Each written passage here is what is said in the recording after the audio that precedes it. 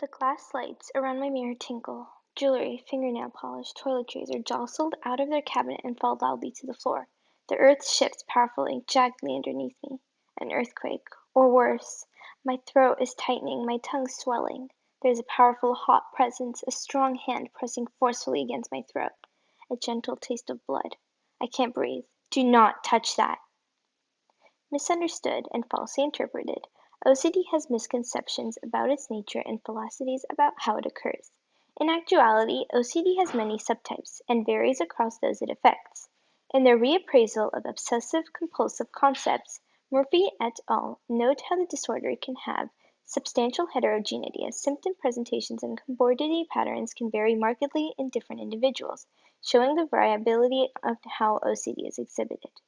To understand the categorization of obsessive-compulsive disorder, you must first know what it means to have OCD. As its name suggests, obsessive-compulsive disorder is characterized through the presence of two things having a significant impairment on the functioning of the individual. The American Psychiatry Association defines obsessions as intrusive and persistent thoughts and impulses causing marked anxiety, and compulsions are behaviors which the individual feels the need to execute in order to prevent the distress of their obsessions.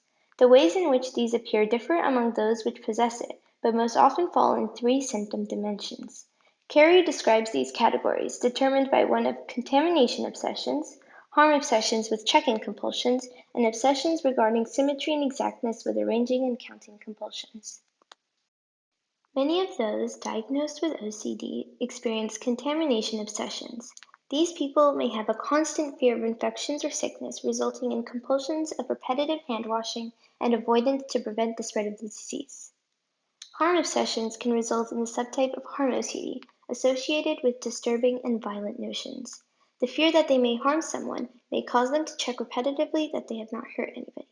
Symmetry obsessions are common in what is called just right OCD. Carey describes this as a strong feeling that something just isn't right when things aren't a certain way, causing actions to be done repetitively as well as rearranging and reordering. OCD is not simply the need to organize or stay clean, but instead much more. It can appear in many different ways and has a great impact on those with it. From exploring how OCD appears in individuals, we can learn how to help them, as well as raise awareness in society to prevent misbeliefs and wrongful hackneyed views.